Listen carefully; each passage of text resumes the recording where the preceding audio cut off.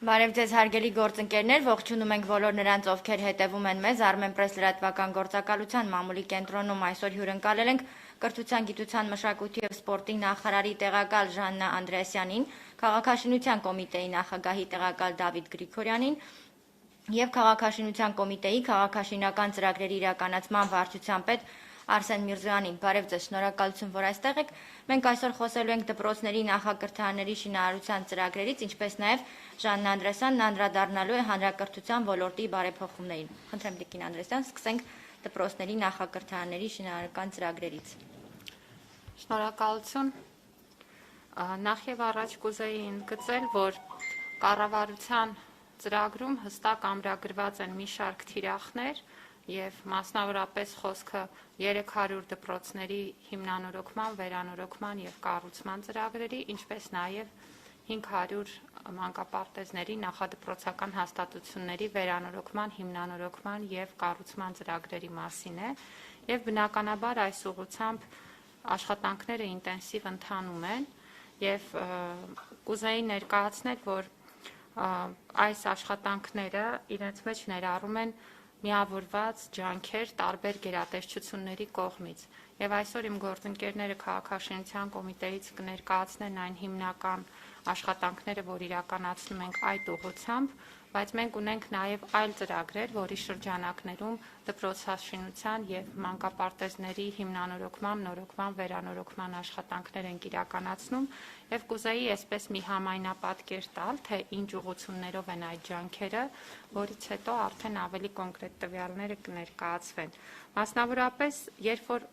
խոսում ենք նախադպրոցական հաստատությունների մասին, իհարկե այստեղ մի շարք ծրագրեր ունենք, խոսքը թե մոդուլային մանկապարտեզների մասին է, որոնք կառուցվում են մեր երկրի տարբեր մարզերում եւ տարբեր համայնքներում, խոսքը նաեւ փոքրաքանակ երեխաներով համալրված բնակավայրերում այլընտրանքային նախադպրոցական ծառայությունների մասին է, որոնք դրամաշնորհային ծրագրերի միջոցով են իրականացվում, դրամաշնորհեր են տրամադրվում բնակավայրերին եւ նրանք ստեղծում են պայմաններ,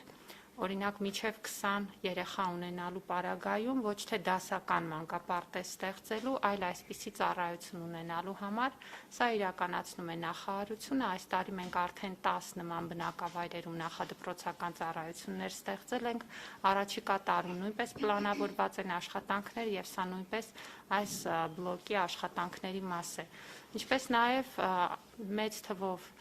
ծրագրեր են իրականացվում մանկապարտեզներում սուբվենցիոն ծրագրերի շրջանակներում, միայն այս տարի շուրջ 30 նման ծրագրեր են եղել, որոնք վերաբերել են նախադպրոցական հաստատությունների վերանորոգման, հիմնանորոգման եւ կառուցման աշխատանքներին։ Ինչպես նաեւ մենք ունենք առանձին ծրագրեր, օրինակ Երևան քաղաքի պարագայում Երևանի քաղաքապետարանի կողմից իրականացվող, որի շրջանակներում միայն եկող տարի նախատեսվում է, որ 16 մանկապարտեզներում հիմնանորոգման եւ կառուցման աշխատանքները կավարտվեն։ Այսինքն ես կուզեի, որպեսզի բոլորիս մոտ լինի պատկերացում, որ այն աշխատանքները, որոնք նախատեսված են այս բավականին ուրեմն հավակնոտ թիրախներին հասնելու համար, մի քանի ուղղություններով ջանքերի համախմբման արդյունք են։ Ինչ վերաբերում է դպրոցներին, ապա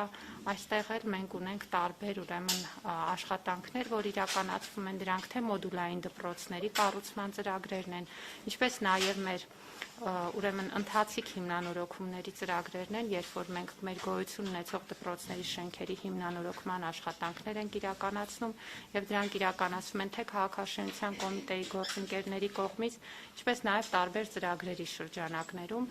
օրինակ ավագ դպրոցների հիմնանորոգման ծրագրեր ունենք, որի շրջանակներում 13 ավագ դպրոցների հիմնանորոգում ենք իրականացրել եւ սա համաշխարհային բանկի աջակցությամբ իրականացվող ծրագիր է։ Ունենք նաեւ պետական բյուջեով իրականացվող ծրագրեր եւ իհարկե գիտեք Ասիական զարգացման բանկի հետ համատեղ իրականացվող ծրագիրը, որը տարածքային զարգացման ենթակառուցվածքների նախարարության կողմից է համակարգվում, դպրոցների սեյսմիկ անվտանգության բարելավման ծրագիրն է, որի շրջանակներում միայն եկող տարում 8 դպրոցներում կավարտվեն վերակառուցման աշխատանքները։ Եվ ելի կուզեի, որպեսզի պատկերացումը հստակ լինի, որ այս թիրախի իրականացման ուղղված ջանքերը համատեղ են տարբեր գերատեսչությունների եւ տարբեր ծրագրերի շրջանակներում։ Միաժամանակ կուզեի հիշեցնել եւ դրանով խոսքս ամփոփեմ, Կապան խոշորացված համայնքի գյուղական բնակավայրերում իրականացվող իր էությամբ եւ բնույթով նոր ծրագրի մասին, որը կրթական որակյալ ծառայությունների ապահովման խնդիր է հետապնդում եւ նպատակ ունի միասնական աշխատանք իրականացնել թե ենթակառուցվածքների զարգացման, թե նաեւ որակյալ կրթության ապահովման միջոցով եւ այստեղ մենք նախատեսում ենք Կապան խոշորացված համայնքի 31 գյուղական բնակավայրերի համար ստեղծել 13 նման արդիական ենթակառուցվածքներ, որոնք իրենց բնույթով լինելու են կրթահամալիրներ, այսինքն սրանք իրենց մեջ ներառում են թե նախադպրոցական, թե դպրոցական ծառայությունները եւ որ շատ կարեւոր է, այստեղ մենք համատեղ աշխատանք ենք տանում քաղաքաշինության կոմիտեի տարածքային կառավարման եւ ենթակառուցվածքների նախարարության եւ մարզպետարանի մեր գործընկերների հետ թե ենթակառուցվածքների զարգացման գույքով համալրման, նաև ուսուցչական որակյալ համակազմ ապահովելու եւ կրթական ծրագրերը վերանայելու շուրջ։ Եվ սա մեր աշխատանքի հիմնական մեթոդաբանությունն է, որովհետեւ հիմա այս տրամաբանությամբ ամբողջ Սյունիքի մարզում ենք այս աշխատանքները ընդլայնել, իրականացնելու եւ նպատակ ունենք կազմել ըստ էության մեր երկրում կրթական որակյալ ծառայությունների քարտեզը։ Քանի տեղում, ինչպես եւ ինչ ռեսուրսներով պետք է այդ ծառայությունը իրականացնենք, որպեսզի իրոք մեր երեխաներին տրամադրենք բարձր որակի կրթություն։ Թերևս այսքանը շնորհակալ եմ, պարզապես մի ճշտում, այս 300 դպրոց 300 դպրոցների կառուցման վերանորոգման թվերը, որ ներկայացրեցիք, այս սուբվենցիոն ծրագրերով աշխատանքները նույնպես ներառված են այս թվերի մեջ։ Բնականաբար, երբ որ մենք խոսում ենք այս թիրախների մասին, ինչպես ես նշեցի, մենք խոսում ենք տարբեր ծրագրերով իրականացվող աշխատանքները համադրելու մասին։ Այո։ Շնորհակալություն։ Խնդրեմ, պարոն Գրիգորյան, խոսքը ձեզ փոխանցենք, բարձրախոսները տեղափոխելու կարիք կա, տղաներ։ Դե կարելի է տեղափոխենք, ներկայացրեք։ Հետո նկատած խոսերը sense տոնք։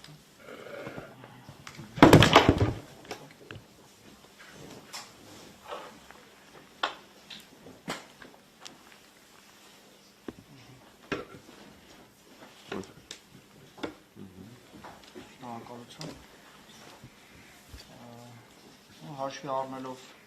կառավարության ծրագրում ամրագրված կրթական հաստատությունների կառուցման, վերակառուցման, հիմնանորոգման մեծ ծավալները, քաղաքաշինության կոմիտեն նախաձեռնել է մի շարք օրենսդրական եւ ենթաօրենսդրական փոփոխություններ, բացի իրականացվող ծրագրերը, ես կուզեի դրանց մասին մի քիչ խոսել, ներկայացնել հիմնական այն փոփոխությունները եւ լրացումները, որոնց միջոցով մենք հույս ունենք ջուրինացնել, հեշտացնել process-ը քաղաքաշինական ծրագրերի իրականացման, որոնք թույլ կտան ավելի արագ եւ ավելի որակով իրականացնել մեր շինարարական ծրագրերը։ Նախ ասեմ, որ մենք այս տարվա սկզբին փոխեցինք սեյսմական շինարարության նորմերը, որոնք հնարավորություն կտան ավելի որակյալ ու ավելի սեյսմական շենքեր կառուցել, մասնավորապես դպրոցներ եւ մանկապարտեզներ, նախակրթական հաստատություններ, որոնք արդեն հաջողությամբ կիրառվում են նախագծման ոլորտում։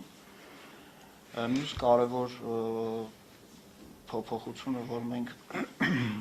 փոփոխություններից մեկը նշեմ, մենք ներկայումս նախաձեռնել ենք բազմակի անգամ կիրառվող նախագծերի օգտագործման ցանկերն ենք մշակում, որոնք հնարավորություն կտան այն նախագծերը, որոնք արդեն իսկ կիրառվել են, ոնցով դպրոցներ եւ նախակրթական հաստատություններ են կառուցվել, այդ նախագծերը կիրառվել նաեւ այլ համայնքներում, այլ քաղաքներում։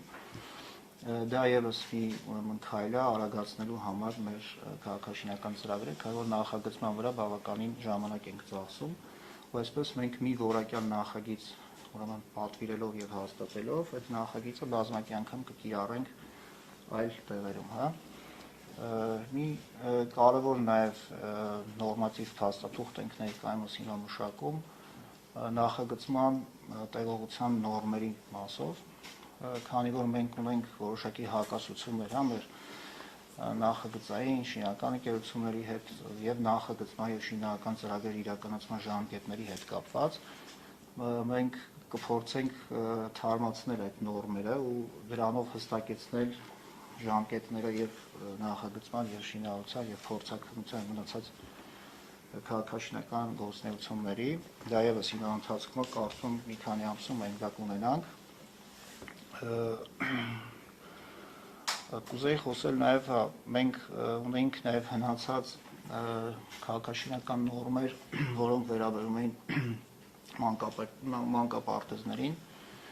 Մենք ներկայումս նախաձեռնեցինք նաև այդ նորմերի մշակումը եւ արդեն ունենք իրականացնող ընկերությունը Երևան նախագիծն է իրականացնելու եւ իրենց հետ ենք ակտիվ համագործակցում աշխատում ու արդեն ունենք առաջի խմբագրությունը, հույս ունեմ, որ այս մեծ ծրագիրը 500 մանկապարտեզների միջով սկսելը մենք արդեն կունենանք այդ հաստատված նորմերը, դա եւս կարևորում ենք։ Ունենք մի քանի այլ նմանատիպ ծրագրեր նաև կուզեի առանձնացնել մենակ գլխավոր կապալառու այդ հասկացությունը միասնական փաթեթի գաղափարը, որը շատ ցենց բուրըն քննարկումների մեջ է եւ դեռ չենք եկել մի ընդհանուր գաղափարի, բայց հուսով եմ մեր տարբեր գերատեսչությունների հետ քննարկումների արդյունքում կունենանք, որը հնարավորություն կտա, հույս ունենք հնարավորություն կտա խոշորացնել մեր քաղաքաշինական ծրագրերը, հաշվի առնելով մեծ քանակը, որոնք նախատեսում ենք իրականացնել, այս փաթեթի ընդունմամբ, հաստատմամբ կարծում ենք ավելի արագ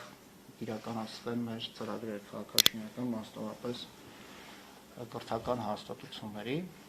Ու այսքանը կարծում եթե կան հարցեր։ Շնորհակալ եմ, խնդրեմ պարոն Միրզոյան, խոսքը ձեզ փոխանցենք, եթե կարելի է կնշեք Տիկին Անդրեասյանը ասեցի սկզբում թվեր հնչեցրեց, թե մանկապարտեզների թե դպրոցների մասով այս տարվա ընթացքում որքանի ուղղությամբ է աշխատանքներ սկսվել եւ ինչքան գումար է նախատեսվել։ Շատ լավ, քանի որ այդ ծրագրերի իրականացման մեծ մասը վերապահված է քաղաքաշինության կոմիտեին, փորձեմ հակիրճ ներկայացնել, նշված թիրախներին հասնելու համար ներկա պահին իրականացում են 100-ից ավել օբյեկտների վերաբերյալ տարբեր գործընթացներ, քանի որ շինարարական ծրագիրը մի քանի կոմպոնենտներ ունի, սկսած տվյալ օբյեկտի կամ տարածքի ուսումնասիրությունից, նախագծման process, բուն շինարարական process, եթե այս 3-ը հաշվի առնենք, արդեն 100-ից ավել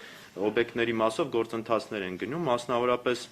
ունենք բազմաթիվ օբյեկտներ, որոնք նախագծման գործընթացների մեջ են, ունենք մասնավորապես Կապանի համայնքներում թվով 13 համայնքներում օբյեկտների վերակառուցման կամ կառուցման նախագծման գնման գործընթաց, որը մինչև տարեվերջ կամփոփվի եւ կմեկնարկեն արդեն հաջորդ տարվա սկզբից դրանց նախագծման աշխատանքները եւ եթե խոսենք արդեն շինարարական ծրագրերի մասին, ներկա պահին ընթացքի մեջ են արդեն շուրջ 30 օբյեկտների շինարարական ծրագրեր քաղաքաշինության կոմիտեի պատվիրակությամբ նախատեսվում է մեկնարկել 2022 թվականին եւս 54 օբյեկտների շինարարական ծրագրեր եւ հենց 2022 թվականին ավարտել դրանցից արդեն իսկ մեկնարկած կամ մեկնարկող 58-ի շինարարական աշխատանքները եւ այդպես շարունակ հնգամյա ծրագրի շրջանակներում մի քանի խոշոր ծրագրեր եթե առանձնացնենք մենք ունենք ներկա պահին ընթացքի մեջ թվով 22 փոքրականակ երեխաներով համալրված դպրոցների կառուցման, որոնցից արդեն իսկ 21-ը շինարարական աշխատանքները մեկնարկել են 20 թվականի վերջից եւ 21 թվականի առաջի կիսամյակի վերջից, դրանք բոլորը շինարարական process-ների մեջ են եւ դրանցից 15-ի շինարարական աշխատանքների ավարտը նախատեսված է 2022 թվականին, իսկ մնացած 7-ինը արդեն 2023 թվականի առաջի կիսամյակում։ Սրանք մեկ հարգանի տիպային նախագծեր են 100-ից 120 աշակերտ տեղազորությամբ, որի մեջ ներառված է նաև նախակրթարանի հատված, հաշվի առնելով, որ նշված համայնքներում, որտեղ փոքրականակը երեխաների թիվը առանձին այդ տարիքային խմբի համար մանկապարտեզ կառուցելու անհրաժեշտություն չկա եւ այս մոդելը ներկա պահին քննարկվում եւ ավելի փորձում ենք զարգացնել կրթության նախարարության հետ, որովհետեւ գնահատվում են երեխաների թվակազմը, համակցված կրթական համալիրների մոդելները եւ հենց Սյունիքի մարզի Կապան համայնքի բոլոր 13 բնակավայրերում այս մոդելի կիրառումն է նախատեսված։ Ներկա պահին ընթանում են նաեւ թվով 19 144 տեղազորությամբ մանկապարտեզների նախագծման աշխատանքներ, միջև այդ արդեն իսկ մշակված Արմավիրի մարզի Արևիկ համայնքում 144 տեղազորությամբ տիպային նախագծի կիրառման տարբերակով Եվ Արևիկ համայնքում շինարական աշխատանքները արդեն իսկ մեկնարկած են եւ նախատեսվում է 2022 թվականի առաջին կիսամյակում ավարտել։ Սա կարծես թե առաջին նախատիպը կլինի այդ հզորության մանկապարտեզի մետաղական կոնստրուկցիաների կիրառմամբ արագ ընթացող շինարական պրոցեսներով, որի ժամանակահատվածը 6-ից 7 ամիս է նախատեսված եւ այստեղ փորձել ենք կիրառել նաեւ մի տրամաբանություն, որ մանկապարտեզը հանձնվելու է շահագործման միանգամից շինարական պրոցեսի ավարտին զուգահեռ կահավորված ամբողջությամբ անհրաժեշտ գույքով, պարագաներով, սարքավորումներով, որը մեկ շինարական փաթեթի մեջ է ներառված։ Որպես անալոգիա արդյունքային ցուցանիշը կգնահատենք եւ հնարավոր է այս մոդելը կիրառենք բոլոր ծրագրերի վրա։ 2022 թվականի բյուջեով նախատեսված է փոքրականակ երեխաներով համալրված եւս 10 համայնքներում նույն նախագծի կիրառմամբ տեղակապման նախագծեր, որոնց շինարական աշխատանքները արդեն իսկ հաջորդ այն 2023 թվականին կմեկնարկեն։ Ընդհանուր առմամբ նշված 22 տիպային նախագծերի կիրառմամբ համայնքներում ծրագրի արժեքը շինարական մասով մոտ 14.5 միլիարդ դրամ է գնահատված, որոնց պայմանագրերը բոլորը կմքված են բացառությամբ մեկի, որը հաջորդ տարի ըստ էության կիրականացվի, եւ ըստ տարիների հատկացումների եթե նշեմ, 2020 թվականից մեկնարկած մենակ շինարական հատվածի վերաբերյալ, որը չի ներառում նախագծման պրոցեսները, տվյալ ծրագրի վրա մոտ 3.5 միլիարդ դրամ հատկացում է եղել, 2021 թվականին դա 5.7 միլիարդ դրամ է եւ դրա գերակշիռ մասը, ինչպես նշեցի 15-ը ավարտելու համար արդեն իսկ 2022 թվականի բյուջեով նախատեսված է եւ 2023-ին էլ մնացած տարբերություն է։ 2022-ին նախատեսվում է նաեւ նշված 19 մանկապարտեզի շինարական ծրագրեր սկսել եւ ավարտել ամբողջությամբ։ Միջոցները նախատեսված են հիմնականում պետական բյուջեից եւ Եվրամիության աջակցությամբ բյուջետային այդ հատկացումների շրջանակներում։ Այս տարի եւս 3 օբյեկտ շինարական արդեն իսկ հանձնվել է շահագործման կամ կհանձնվի Երևան քաղաքում 1 դպրոց, Օլիմպիական հերթափոխի քոլեջում հանրակացարանային մասնաշենք եւ Վանաձոր քաղաքում արվեստի քոլեջ։ Եթե խոսենք կառուցում կամ վերակառուցում հիմնանորոգում, հարաբերակցության մասին, նշվածս արդեն իսկ հանձնվող օբյեկտները դրանք նախորդ տարիներից մեկնարկած օբյեկտներ էին, որոնք հիմնանորոգում էին բացառությամբ Օլիմպիականի, որը կառուցում էր, նոր քաղաքականության շրջանակներում եւ հաշվի առնելով այն չափանիշները, որ փորձում ենք ընտրել ըստ առաջնահերթություն համայնքների, բնականաբար ընտրվում են այն շենքային վատ պայմաններ ունեցող, որոնց շենքերը սեյսմիկ կայունության տեսակետից նպատակահարմար չի վերակառուցել կամ այնքան մեծ ծավալ են, որ դրանց վերակառուցումը եւս նպատակահարմար չէ եւ դրա համար մեծ մասը նշածս օբյեկտների գրեթե 100%-ին միջև հասնող բացառությամբ Կապանի դպրոցների դրանք բոլորը կառուցում են։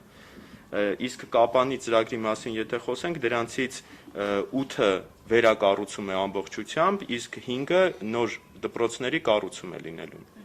Եթե կարելի կնշեք այս տարվա 30 օբյեկտների հետ կապված, որ ասիկ շինարարական ծրագրեր են գնում, կան հեռավոր համայնքներ, գյուղեր, որտեղ չեն եղել եւ նոր ծրագրի հիմք է դրվում։ Բնականաբար կան, դրանցից եթե չեմ սխալվում մոտ 10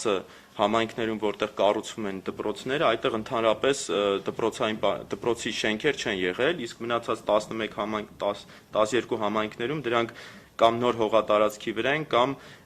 եղած շենքը ամբողջությամբ ապամոնտաժվել է եւ կառուցվում է նորը նշվածս խնդիրների պատճառով եւ բնականաբար կան համայնքներ, որոնք սահմանամերձ են կամ փոքր հեռավոր համայնքներ են, հաշվի առնելով թիրախը տվյալ ծրագրի փոքրականակ, հասկանալի է, որ դրանք համայնքներ են, որտեղ բնակչությունը փոքր թվակազմ է ներկա պահին եւ դրա համար էլ դրանք հիմնականում տեղակայված են սահմանամերձ համայնքներում, բայց ոչ միայն սահմանամերձ համայնքներում բնականաբար։ Եվ կասեք ինչ նոր մոդելի կամ նոր մոտեցման մասին է խոսքը, որ դպրոցը մանկապարտեզը մոտ լինեն, ինչ նույն շենքը ասածը մի քիչ հարաբերական է, խոսքը գնում է ներկապային նույն տարածքում գտնվելու համար, այո, ենթադրաբար մի շենքային լուծմամբ նախագծման տեսակետից, բայց հաշվի առնելով կրթական չափանիշները, որ այդ հոսքերը պետքա չխաչվեն, մսուր մանկապարտեզ, այդ տարիքային խումբը հանրակրթական, այդ արդեն դպրոցային տարիքի հետ, իրանք ֆունկցիոնալ բնականաբար առանձնացված են լինելու։ Հիմա քննարկում է ներկապային մոդելը, ձևաչափը եւ հարաբերակցությունը երեխաների նորությունների թվի, որպեսզի հզորությունների վրա դուրս գանք եւ մի նորություն էլ ասեմ, վերջերս քննարկում եղավ, ներկապահին արդեն իսկ կառավարություն ենք ներկայացրել քաղաքաշինության կոմիտեն, նոր այդպիսի կրթական կենտրոնների տիպային նախագծերի մշակման համար անհրաժեշտ ծախսային հիմնավորումներով հաշվարկ եւ հավանության արժանանալու դեպքում կմշակվեն նմանատիպ տիպային նախագծեր, որոնք եւս բազմակի կիրառման կլինեն հենց այս մոդելի կիրառման պարագայում, որովհետեւ այս թիրախները, որ սահմանված է մեծ թվականակով 500-300 հաստատություններ եւ 5-ամյա ծրագրում, բնականաբար տրամաբանական չի լինի յուրաքանչյուր օբյեկտի դեպքում ունենալ առանձին ինդիվիդուալ նախագիծ, որովհետեւ նախագծման process-ը տևում է մոտ մինչեւ 7 ամիս, 6-ից 7 ամիս եւ ամեն անգամ գնալ 7 ամիս նախագծման բնականաբար ծրագիրը հնարավոր չի լինի իրականացնել, դրա միակ հնարավոր տարբերակը տիպային արդեն իսկ մշակված բազմակի կիրառման եւ քաղաքաշինության կոմիտեից հետագայում որոնք կհաստատվեն որպես տիպային այդ մոդելների կիրառումն է լինելու։ Շնորհակալ եմ, պարոն Գրիգորյան, կապալառների հետ աշխատանքին պիտի խնդրեմ անդրադառնանք, վերահսկողությունը ինչպես եք իրականացնում եւ եղել են դեպքեր, որ միջամտել եք աշխատանքները վերակազմակերպելու առիթ է եղել կամ կապալառուի հետ պայմանագիրն եք դադարեցրել, ինչ խնդիրներ են եղել։ Դե դա սովորական process է իհարկե ընդհանուր առնում վերահսկողությունը, մենք իհարկե ունենք նաև մրցույթով ընտրված տեխնիկական հսկողություն իրականացնող ընկերություն, որը պարտավոր է ամենօրյա այնտեղ գտնվելով հսկել շինարարության իրականացումը, բայց բացի այդ մեր ծրագրի իրականացման վարչությունը միշտ հետևում է միշտ եւ այցելություններով եւ կապով եւ մնացած հնարավոր բոլոր ուրեմն ձևերով փորձում ենք վերահսկել, որպեսզի շինարարության ընթացքում չլինեն խախտումներ, չլինեն շեղումներ, չլինեն նորմերին ինչ-որ ոչ նորմերով իրականացվող process-ներ, նախագծի շեղումներ չլինեն։ Դեպքեր կարծում եմ չունենք, որ կապալառուի հետ խզել ենք, չէ՞, տենց դեպք մենք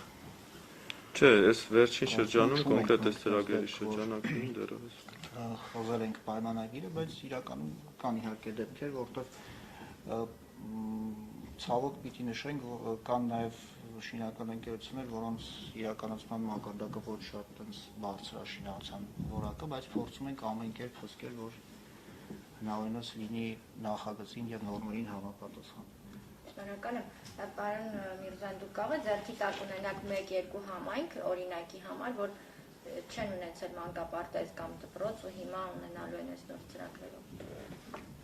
Օրինակ հենց նշածս Արևիկ համայնքը, որտեղ ներկապային մանկապարտեզ է կառուցում, համայնքը 30-40 տարի առաջ ունեցել է մանկապարտեզ, որը կիսավթարային վիճակում էր գտնվում եւ որպես մանկապարտեզ չէր շահագործվում,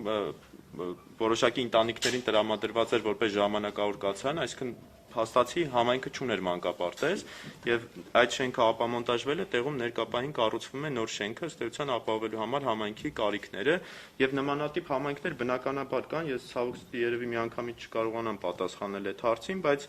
կան երևի տոկոսային հարաբերակցությամբ միջև 30% այս նշված երկու ծրագրերում փաստացի կրթական հաստատություններ չեն եղել։ Այո, ես կուզեի մի փոքր նշել նաև աշխատանքի բովանդակային մեթոդաբանության մասին, ինչպես են ընտրվել համայնքները, որովհետև ձեր հարցը օրինակ մոդուլային մանկապարտեզների պարագայում կառավարությունը այս տարի ընդունեց մի քանի որոշումներ եւ առաջին որոշմամբ մենք ամեն մարզից ընտրել էինք մեկական մանկապարտեզ, այնուհետև եւս 10 մանկապարտեզի մասով որոշում եղավ եւ ընտրության հիմքում ընկած էին հետեւյալ հանգամանքները։ Մենք փորձել էինք այս մոտեցմամբ մեր երկրում բոլոր այն բնակավայրերում, որտեղ կա նախադպրոցական տարիքի երեխաների թիվ 100-ին մոտ եւ ավել, եւ որտեղ չկա նախադպրոցական հաստատություն, մոդուլային մանկապարտեզները իրականացնել հենց այս համայնքներում, այսինքն սա թիրախային մոտեցում էր ի սկզբանե, որպեսզի մենք կարողանանք հնարավորինս հասցեական այն վայրերում, որտեղ չկա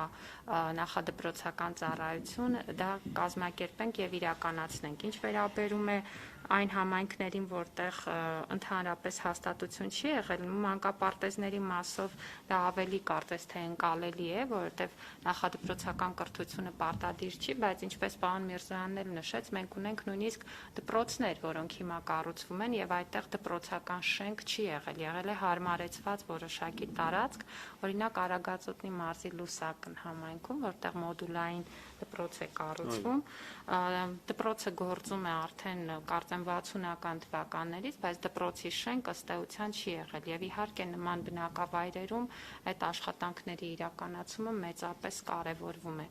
Եվ կուզեի նաև Կապանի ծրագրի մասով մեթոդաբանական մի առանձնահատկություն նշել, ես ասացի, որ մենք ըստ էության այստեղ փորձում ենք ամբողջական լուծում ապահովել եւ այստեղ այդ կրթահամալիրները ծառայելու են ոչ միայն տվյալ բնակավայրի երեխաներին, այլև շրջակա բնակավայրի երեխաների համար եւ սրա համար մենք նախատեսում ենք նաև տրանսպորտային ծառայության ներդնում, որակյալ ծառայության մասին է խոսքը, մենք նախատեսում ենք, որ պետք է լինեն ուղեկցորդներ նաև, որոնք կապահովեն երեխաների այդ անվտանգ տեղափոխումը, կրթահամալիր եւ սա իր բնույթով եւ էությամբ նոր որակի կրթական ծառայություն է, որը մենք հույս ունենք պետք է օգնի էապես բարձրացնել կրթության որակը եւ այդ երեխաների արդյունքները եւ նույն կերպ մենք մոտենում ենք նաև գույքային ապահովվածության հարցերին եւ կուզեի հիշեցնել, որ նույն կառավարության ծրագրով ունենք սահմանված եւս մի կարևոր թիրախ, որը բոլոր դպրոցներում բնագիտական լաբորատորիաների ստեղծումն է։ Եվ այս պահին արդեն 335 նման լաբորատորիաներ ստեղծված են, գործում են մեր երկրի բոլոր ավագ դպրոցներում, այս պահին Տավուշի մարզի 80 դպրոցներում նման լաբորատորիաների ստեղծման աշխատանքներ են ընթանում, գման պրոցեսները ավարտված են եւ առաջիկա ամիսներին դրանք կներդրվեն եւ մենք այս աշխատանքը նույնպես շարունակելու ենք։ Շնորհակալ եմ Տիկին Անդրեասյան, խնդրեմ անդրադառնաք հանրակրթության ոլորտի բարեփոխումներին, երեք կառավարությունը նախագծին հավանության արժանացրեց եւ մանրամասը ներկայացվեց, բայց պիտի խնդրեմ դուք էլ հակիրճ ներկայացնեք գլխավոր շեշտադրումները որոնք են եւ գործընկերներից եկած հարցերը հնչեցեն, որը հենց նախագծին է վերաբերում, խնդրեմ։ Շնորհակալություն, փոփոխությունները բավականին ծավալուն են, դրանք 4 հիմնական ուղղություններով են։ Առաջին ուղղությունը վերաբերում է ուսուցիչների մասնագիտական զարգացման, ատեստավորման, տարակարգի շնորհման գործընթացներին։ Այստեղ մենք երկու ուղղությամբ ենք գնացել՝ նոր գործիքակազմեր ներդնելու եւ եղած գործիքակազմերը բարելավելու։ Օրինակ, շատ պրակտիկ խնդիրներ։ Տարակարգ ունեցող ուսուցիչը, եթե փոխում էր դպրոցը, ապա զրկվում էր տարակարգից։ Եվ օրինակ այս դրույթը վերանայվել է, որտեղ տարակարգն ըստ էության ուսուցչի մասնագիտական որակների ճանաչումն է եւ չկա տրամաբանություն, որ եթե դպրոցը փոխվում է, ապա նրա այդ որակները դրանից կախված որևէ կերպ պիտի չեղարկվեն։ Եվ նախագիծը իր մեջ պարունակում է այս բնույթի բարելավումներից սկսած մինչև բովանդակային սկզբունքային փոփոխություններ, ինչպես օրինակ ուսուցչի մասնագիտական չափորոշիչի կամ ստանդարտի ներդրումն է։ Ինչ է սա նշանակում։ Սա նշանակում է, որ մենք փաստացի փորձում ենք ուսուցչի համար ստեղծել աշխատանքային առաջխաղացման հեռանկար, երբ որ կլինեն տարբերակված մասնագիտական չափորոշիչներ եւ յուրաքանչյուր չափորոշչի համար ուսուցչին պարզ կլինի, թե ինչ է պահանջվում իրենից, ինչպես ինքը կարող է անցում կատարել մյուս չափորոշչին եւ սա փոխկապված կլինի վարձատրության համակարգին։ Մենք բազմիցս տեսել ենք նման օրինակներ, օրինակ բուհական համակարգում դասախոսը գիտի, որ ինքը ունի որոշակի աստիճանակարգմամբ շարժվելու հնարավորություն, դա դոցենտի, պրոֆեսորի կոչումների ստացումն է։ Մենք փաստացի ուսուցիչների համար նույնպես նախատեսում ենք նման աստիճանակարգման հնարավորություն եւ ինչպես նշեցի, սա փոխկապված կլինի նրանց վարձատրության եւ դրույքաչափերի քաղաքականությանը եւ ուսուցիչները այս տարակարգերի ստացման միջոցով կկարողանան համապատասխան իրենց դրույքաչափերը ապահովել եւ նաեւ այս ուսուցչական, այսպես ասած, կարիերա անել, որովհետեւ այս պահին նման հնարավորություն մեր ուսուցիչը ուղղակի չունի։ Լավ ուսուցիչը աշխատանքային առաջ խաղացման նույն մանկավարժական մասնագիտության մակարդակում հնարավորություններ գրեթե չունի։ Շատ կարևորում եմ, որ ատեստավորման համակարգի փոփոխությանն են գնում եւ նախատեսում ենք պարզ ատեստավորումից անցում կատարել բազմազան ատեստավորման համակարգին, որը թույլ կտա նաև ամբողջությամբ ներդնել գիտելիքների ստուգման վրա հիմնված ատեստավորումը, որը, ինչպես գիտեք, կամավոր ատեստավորման գործընթացի հիմքում էր եւ առաջիկա տարիներին այդ համակարգը կընդլայնվի։ Իդեպ կուզեի առիթից օգտվելով, որտեղ բազմաթիվ ուսուցիչներից ահազանգեր եմ ստանում, որ իրենց հավելավճարները, այս տարի մասնակցած ուսուցիչների մասին է խոսքը, իրենց հավելավճարները հաշվարկվում է տվյալ առարկայի ժամանականակի վրա։ Մենք այսօր նաև գրավոր շրջաբերական կուղարկենք, բայց բազմիցս հայտարարել ենք, որ հավելավճարը պետք է կիրառվի ուսուցչի ընդհանուր դասավանդվող ժամերի նկատմամբ, այսինքն եթե ուսուցիչը հանձնել է կամավոր ատեստավորման գիտելիքի ստուգում, ուրեմն հայոց լեզու առարկայից, բայց դասավանդում է նաև գրականություն, բնականաբար հավելավճարը վերաբերում է գումարային ժամանականակին եւ ուղղակի անկեղծ ասած զարմանալի է, որ դեռևս այլ կերպ մեկնաբանող տարբերակներ են լինում։ Այսօր մենք գրավոր շրջաբերականով այդ հարցը վերջնականապես կկարգավորենք եւ սա կուզեի ուղղակի պատասխան այն բազմաթիվ ահազանգերի, որ ինձ ուղղվում են, ասել։ Օրենքի փոփոխության կարևոր դրույթ է կառավարման մասով արվող փոփոխությունը, որը բազմիցս քննարկվեց։ Ես այս մասին էլ խոսեմ եւ երևի ամփոփեմ, որովհետեւ փոփոխությունները շատ ծավալուն են ներառական կրթության, հանրակրթության, բովանդակության մասով։ Եթե կարելի է 1000 ներողություն Տիկին Անդրեսյան, քանի որ քաղաքաշինության կոմիտեի մեր բանախոսները ժամը 12-ին պայմանավորվածություն են, եթե ձեր մասով թեմայի հետ կապված հավելելու բան ունեք, կարող եք հավելել ձեզ շատ ձեր գործերից հետ չգցենք։ Ես շնորհակալություն եմ հայտնում ձեզ։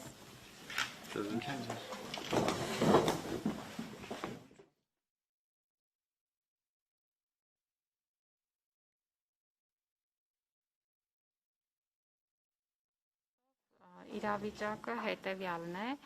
մենք այս պահին ունենք ըստ էության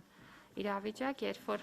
հաստատության տնօրենից պահանջվում է լինել թե լավ վարչատնտեսական ղեկավար, կարողանալ գլուխ հանել ամենատարբեր հարցերից, որոնք կապված են գույքի պահպանման, ֆինանսական կառավարման եւ այլ հարցերի հետ եւ միաժամանակ լինել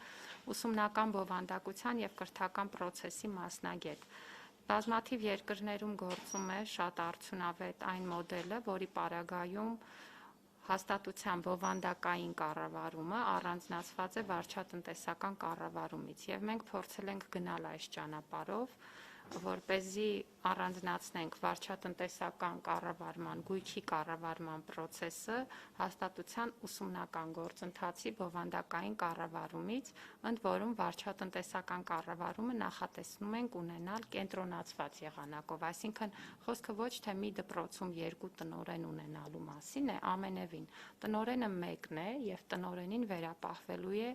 ուսումնական հաստատության բովանդակային կառավարում, այսինքն իրենից այլևս մենք չենք ակնկալում, որ պետք է զբաղվի դպրոցի ջեռուցման, պատուհանները փոխելու եւ այլ հարցերով եւ նրանից պահանջելու ենք կրթության որակի, երեխաների առաջադիմության, կրթական ծրագրերի բովանդակային հարցերի հետ կապված լավ կատարողական արդյունավետություն, իսկ գույքային կառավարման հարցերը նախատեսում ենք իրականացնել կենտրոնացված մի քանի դպրոցի համար մեկ այսպես կոչված գույքային կառավարիչ վարչատնտեսական հարցերի համակարգող ունենալով եւ կարծում ենք, որ այս մոդելը կարող է իրեն արդարացնել։ Երկրորդ կարևոր փոփոխությունը այն է, որ դպրոցի տնօրենների ընտրովի, ուրեմն պաշտոն լինելու հանգամանքն ենք վերանայում եւ նախատեսում ենք, որ նրանք պետք է նշանակվեն։ Խոսքը թե վարչատնտեսական համակարգողների մասին է, որոնք ինչպես նշեցի, ամեն դպրոցի համար չեն, այլ մի քանի դպրոցի համար մեկ համակարգողի մասին է խոսքը, այնպես էլ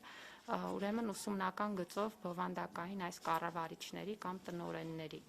նախատեսում ենք, որ կլինի նշանակման գործընթաց, այսինքն սա պարզ նշանակում չէ, որ որևէ մեկը միանձնյա որոշի այս կամ այն մարդուն նշանակել։ Բնականաբար ոչ, ելի կտրվի հայտարարություն։ Գիտեք, որ մեզ մոտ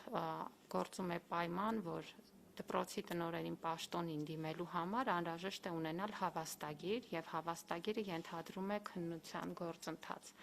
Դրանք կկարողանան դիմել հավաստագիր ունեցող անձինք եւ հավաստագիր ունեցող անձինք կներկայացնեն ծրագրեր, թե ինչպես են իրենք պատկերացնում, որ դպրոցը կկարողանա ապահովել լավ ցուցանիշներ կրթության որակի տեսանկյունից։ Մասնագիտական հանձնաժողովը կքննի այդ ծրագրերը, կունենա նաև ըստ անհրաժեշտության հարցազրույց այդ մասնակիցների հետ, ելի մեխանիզմներ կլինեն հաշվի առնելու մանկավարժական եւ ծնողական կոլեկտիվների կարծիքները, արդյունքում ուղղակի մենք նախատեսում ենք ոչ թե դպրոցի խորհրդին վերապահել ընտրության գործառույթ, այլ դրա արդյունքում նշանակել։ Եվ սա շատ պարզ պատճառ ունի, նախ այսպիսով մենք կարող ենք շատ ավելի պրոֆեսիոնալ իրականացնել այդ գործընթացը, եւ երկրորդ մենք ի վերջո վերջ կդնենք դպրոցական խորհուրդների ձևավորված արատավոր պրակտիկային, երբ որ ոչ մեկիս համար գաղտնիք չի խորհուրդը փոխանակ զբաղվելու հաստատության զարգացման, ռազմավարական խնդիրների քննարկմամբ, որը իրենց անմիջական պարտականությունն է, որովհետև ըստ էության դպրոցի խորհուրդը կոլեգիալ կառավարման մարմին է, խորհուրդներ վերածվել էին ընդհանրապես տնօրեն ընտրող մարմնի եւ իրենք ձևավորվում էին ելնելով հենց այդ ընտրության սկզբունքից, այսինքն այդ համապատասխան շահերը ներկայացնելու սկզբունքից։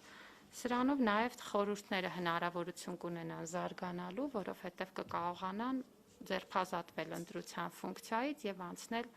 ուրեմն կրթական բովանդակության հարցերի քննարկմանը։ Եվ մենք նաև իհարկե նախատեսում ենք շարունակել խորհուրդների խոշորացման գործընթացը եւ առաջիկայում պլանավորում ենք քննարկել նաև համայնքային կրթական խորհուրդներ ունենալու հնարավորությունը, մասնավորապես դիտարկելով այն մոդելը, որ հիմա փորձում ենք կիրառել Կապանում։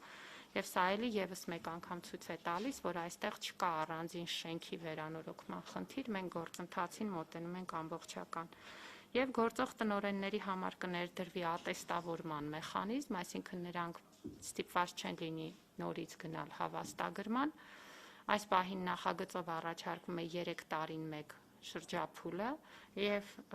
կատարողականի հիման վրա, այսինքն ցույց տալով արդյունքներ ծրագրի,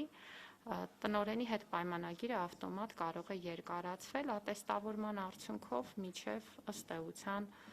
նրա կենսաթոշակային տարիքը, այսինքն եթե տնօրենը լավ տնօրեն է, ապա նա հնարավորություն կստանա շարունակաբար աշխատել տվյալ հաստատությունում, իսկ եթե արդյունքները գոհացուցիչ չեն լինի, բնականաբար պայմանագիրը կվերանայվի։ Նաև խորհուրդը կունենա տնօրենին անվստահություն հայտնելու գործառույթ, բայց առաջին 1 տարին տնօրենը պետք է ունենա ժամանակ աշխատելու, արդյունք ցույց տալու, եթե դա բավարար չի լինի, բնականաբար խորհուրդը կկարողանա անվստահություն հայտնել տնօրենին։ Բազմաթիվ այլ փոփոխություններ կան։ Եթե կարելի է նաև այն հատվածին կանդրադառնալ, որ առաջնահերթություն է տրվելու այն երեխաներին դպրոց ընդունվելու պարագայում, որոնք մոտ են բնակվում, ինչ շարավիղով ենք հաշվի առնելու մոտ բնակվելը եւ ինչու ենք այս փոփոխությանը գնում։ Շատ լավ, ինչպես գիտեք, դպրոց ընդունելության ժամանակ այս պահին գործում է հետևյալ առաջնահերթությունը։ Առաջնահերթություն ունեն տվյալ դպրոցում քույր եղբայր ունեցող երեխաները եւ տվյալ դպրոցի աշխատակցի երեխաները, բայց բնականաբար հանրակրթությունը այն մասին է, որ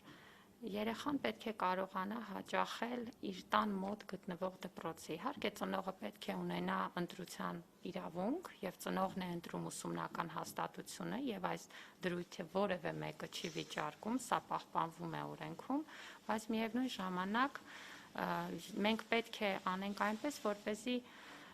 ծնողը կարողանա ընտրել հենց իր տան մոտ գտնվող դպրոցը, որովհետև մենք յուրաքանչյուր դպրոցում պիտի ապահովենք կրթության այն նվազագույն որակն ու պայմանները, որը ծնողին չի ստիպի փնտրել եւ գտնել այլ դպրոցներ ավելի հեռու։ Իհարկե միշտ կլինեն ծնողներ, որոնք տարբեր հանգամանքներից ելնելով կնախընտրեն այլ տարբերակ, բայց հանրակրթության զարգացումը պետք է ուղղված լինի դրան, որպեսզի մենք կրթության որակ ապահովենք բոլոր դպրոցներում։ Հետևաբար մենք այս օրենքի նախագծով փորձել ենք առաջնահերթություն առաջարկել նաև մոտ բնակվող երեխաների համար սրա համար սահմանված են նորմեր քաղաքաշինության, այսինքն եթե օրենքում ձևակերպումը նայեք նախագծում, ապա դա կոչվում է հետիոտնային հասանելիության շառավիղ, որը սահմանված է քաղաքաշինության նորմերով 500 մետրի չափով։ Այս պահին գործող նորմի մասին եմ խոսում։ Բնականաբար դա չափելի մեծություն է եւ հնարավոր է պետռեգիստրի ուրեմն տվյալների բազաների հետ համադրմամբ այդ աշխատանքը իրականացնել։ Եվ նաեւ առաջնահերթություն ենք նախատեսել պետական աշխատողների համար, որոնք իրենց ոլորտի օրենսդրության համապատասխան գործուղվում են ներքին, այսինքն երկրի մի տարածաշրջանից մի մարզից մյուսն են գնում, առնվազն 6 ամիս տևողությամբ, անկեղծ ասած բազմաթիվ նման խնդիրներ էին առաջանում, հատկապես այս տարվա ընթացքում բազմաթիվ դիմումներ էինք ստանում զինծառայողներից, որոնք ընտանիքով տեղափոխվում են եւ երեխաները կապված որոշ սահմանափակումների հետ չէին կարողանում ընդգրկվել դպրոցում եւ մենք այդ առաջնահերթությունը նույնպես սահմանել ենք նախագծում։ Շատ լավ, մեր գործընկերներից եկած հարցերից հնչեցնեմ, հարցն առավոտ օրաթերթից է, վերաբերում է օրենքի նախագծով նախատեսվող այն փոփոխությանը, որ դպրոցը ունենալու է 2 տնօրեն, արդյոք դա ավելորդ լարվածություն չի ստեղծի դպրոցում եւ ի վերջո տնօրեններից որ մեկի ձեռքում է լինելու կնիքը բովանդակային հարցերով տնօրենի թե վարչատնտեսական։ Ես կուզեի եւս մեկ անգամ ընդգծել. դպրոցը չի ունենալու 2 տնօրեն։ Դպրոցը ունի 1 տնօրեն, որը զբաղվելու է բովանդակային հարցերով։ Ուղղակի մենք նախատեսում ենք մեխանիզմ, որով դպրոցի գույքի կառավարման, վարչատնտեսական ղեկավարման հարցերը այլևս դպրոցի տնօրենի կողմից չեն որոշվելու որպես նրա գործառույթ, որովհետև չենք կարծում, որ դպրոցի տնօրենի գործը դպրոցի շենքի պահպանմամբ զբաղվելն է։ Եթե դուք այսօր վերցնեք եւ նայեք մեր տարբեր ընտրությունների ժամանակ դպրոցի տնօրենների ներկայացվող զարգացման ծրագրերը ձեզ կթվա թե շինարարության ծրագրեր եք կարդում, որտեղ մեր հավակնորդները գրում են. ես կկառուցեմ ցանկապատ, ես կփոխեմ պատուհանները, ես կանեմ այս, կանեմ այն, եւ գրեթե որևէ խոսք չեք գտնի, որը կվերաբերի դպրոցում կրթության կազմակերպմանը, բայց մենք չենք ընտրում մարդ, որը պետք է գնա պատուհան փոխի, դա չի դպրոցի դերը, եւ հատկապես այսօրվա մեր ասուլիսի սկզբնական թեման, երբ որ պետությունը հսկայական միջոցներ է ներդնում, որպեսզի այդ ենթակառուցվածքները բարեկարգի, բերի պատշաճ դիրքի եւ ապահովի նվազագույն պայմաններ, պետք է հասկանանք, որ դպրոցի տնօրենը մի անձ է, որից մենք պահանջ ունենք միայն կրթության որակի մասով, իսկ մնացած խնդիրները ջեռուցման, տանիքի, վերանորոգման, գույքով ապահովման պետք է լուծի պետությունը, որովհետեւ դա պետության պարտավորությունն է։ Հետևաբար դպրոցը ունի 1 տնօրեն, դա դպրոցի ուսումնական հարցերով զբաղվող տնօրենն է, մյուս անձը վարչատնտեսական հարցերի համակարգողն է, որը լինելու է, ինչպես նշեցի, մի քանի դպրոցի համար առանձնացված անձ եւ զբաղվելու է այդ հարցերով։ Դպրոցի տնօրենը ընտրելու է ուսուցչական թիմին, այն մանկավարժական կոլեկտիվը, ում հետ ինքը հասնելու է այդ արդյունքին եւ բնականաբար լինելու է այդ դպրոցում ամենակարևոր անձը։ Սրանով մենք նաեւ փորձում ենք այն գաղափարական փոփոխությանը տանել, որ մեր բոլորի մոտ էլ այդ ընկալումը վերանա։ Դպրոցը շենք չի, դպրոցը բովանդակություն է։ Բնականաբար առաջնորդը եւ լիդերը այդտեղ բովանդակությամբ զբաղվող մարդն է։ Այսինքն ավելորդ լարվածության մասին խնդիր չկա։ Ես կարծում եմ, որ բնականաբար սա հեշտ գործընթաց չի լինելու։ Մենք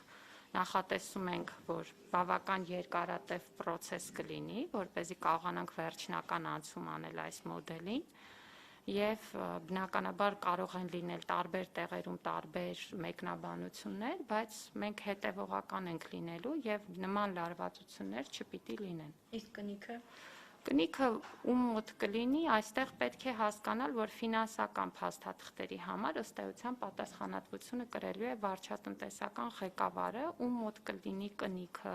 ինչպես կկազմակերպվի գործառնական հարցերը, դրանք բոլորը նկարագրված կլինեն համապատասխան կարգերում, ենթաօրենսդրական ակտերում։ Հայկական ժամանակ օրաթերթից է հարցը, Հանրակրթության մասին օրենքի փոփոխություններով նախատեսվում է, որ նշանակված տնօրենը 1 տարով պետք է լինի անձեռնմխելի։ Նշվում է նաև, որ խորհուրդները կարող են նրանց անվստահություն հայտնել, եթե չի կատարում իր աշխատանքն ըստ պահանջի։ Խնդրում եմ մանրամասնել, թե ինչ սկզբունքով եւ ինչպիսի կազմով են ձևավորվելու այդ խորհուրդները եւ որոնք են լինելու տնօրենին անվստահություն հայտնելու պատճառները եւ ընթացակարգը։ Խորհուրդների ձևավորման կարգը կա, գործում է։ Ես իհարկե խոսեցի այն մասին, որ մենք նախատեսում ենք գնալ շարունակել խորհուրդների խոշորացման գործընթացը, որովհետև այս տարի գարնանը արդեն իսկ մեկնարկել ենք դա եւ մինչեւ 3000 բնակչություն ունեցող բնակավայրերում 3 հաստատության համար 1 խորհուրդ է գործում, 19 հոգանոց։ Կազմը բոլորիս հայտնի է, կան ներկայացուցիչներ մանկավարժական ծնողական խորհուրդներից, կան ուրեմն լիազոր մարմնի ներկայացուցիչներ եւ կախված ենթակայությունից եւ ուրեմն նախարարության ներկայացուցիչներ։ Կարծում եմ, որ խորհուրդների կազմի հետագա քննարկումը կախված կլինի նաև այդ խոշորացման գործընթացից, այս պահին այդ կազմն է եւ այդ կազմը շարունակելու է գործել։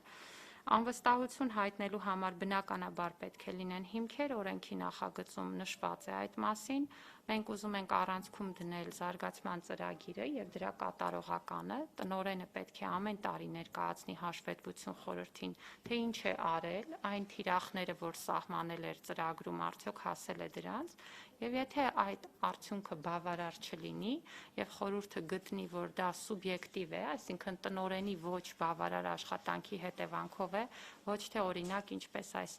անցյալ տարի էր, օրինակ COVID-ի կամ արտակարգ իրավիճակների պատճառը, բնականաբար կարող է անվստահություն հայտնել եւ անվստահություն հայտնելու դեպքում լիազոր մարմինը պարտավոր է քննարկել հարցը, այսինքն չի կարող որևէ բանի տեղ չդնել խորհրդի անվստահություն հայտնելու որոշումը կամ առաջարկությունը եւ պետք է դա քննարկի, ինչպիսի որոշում կընդունի արդեն իր իրավասությունների շրջանակում է, բայց որ պետք է հարցը քննարկի միանշանակ է 1 տարի այդ հարցի ներկայացման ուրեմն համար ժամանակ տալը, այսինքն տնօրենի գործունեության առաջին 1 տարում անվստահություն հայտնելու մեխանիզմ չնախատեսելը պայմանավորված է նրանով, որ ի սկզբանե պետք է հնարավորություն տալ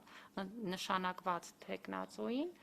իրականացնել աշխատանքներ եւ անվստահություն հայտնելը պետք է լինի հիմնավորված, այսինքն եթե այդ աշխատանքները չեն իրականացվում, նոր այդ հարցը կարելի է քննարկել։ Շնորհակալ եմ շատ, մեր գործընկերներից հարցեր կան, դահլիճումներ կա։ Չկան։ Տիկին Անդրեասյան, եթե ամփոփենք այս փոփոխությունները, եթե կյանքի կոչվեն հաջողությամբ իրականացնեն, վերջնական արդյունքում ինչ ենք ունենալու։ Գիտեք, վերջնական արդյունքում մենք պետք է ունենանք կրթության որակի վրա կենտրոնացած ուսումնական հաստատություններ, մանկավարժական անձնակազմեր եւ տնօրեններ, որոնք ունեն բավարար աշխատանքային պայմաններ եւ մտահոգված չեն այդ աշխատանքային պայմաններով, ուսուցիչների համար դա նաև աշխատավարձային եւ աշխատանքի այլ պայմաններն են, տնօրենների համար էլ շենքի գույքային եւ պահպանման հարցերն են եւ այդ կոլեկտիվները աշխատանք են տանում մեր երեխաներին մատուցվող կրթական ծառայությունների շարունակական բարձրացման եւ դրանց որակի բարձրացման ուղղությամբ։ Այսինքն մենք ի վերջո պիտի վերադառնանք նրան, ինչին կոչված է կրթական հաստատությունը։ Մենք պետք է վերադառնանք մանկավարժությանը եւ կրթությանը եւ բոլոր հարակից խնդիրները լուծենք այն տեղերում, որոնք նախատեսված են դրա համար եւ որոնք մասնագիտացված են դրա համար։ Շնորհակալ եմ շատ, ձեր գործերին հաջողություն, կարծում եմ դրա առիթներ կլինեն ծրագրի իրականացման ընթացքին անդրադառնալու, ավարտենք։